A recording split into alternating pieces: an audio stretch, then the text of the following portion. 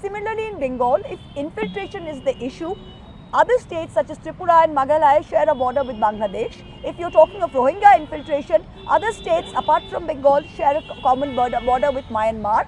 Why is SIR not being done there? Most important, in Assam, why is only a special revision being done and not a special intensive revision? It's because Bihar was only the trial and Bengal is the asli picture. The second point is that you keep talking about cleaning up of the electoral rolls, and the ECI says by its own admission that the previous electoral rolls are not trustworthy. If that's the case, then the entire Lok Sabha should be dissolved. Every election which has been done from 2002 till today is not valid because by your own admission the rules are not valid. This doesn't make sense. Is this an exclusion process or an inclusion process? The third point which I've touched on is what is happening now is you have imposed, again, self-imposed this completely arbitrary deadline of 30 days between 4th November and 4th December.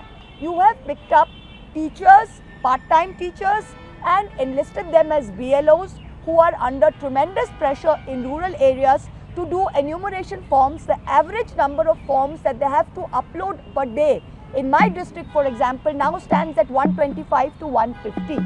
In a place where you don't have continuous Wi-Fi network, after finishing a full day's work, if a BLO is supposed to upload 125 forms onto a server which is down for 8 hours, day before yesterday the server was down from 11 PM till all of yesterday.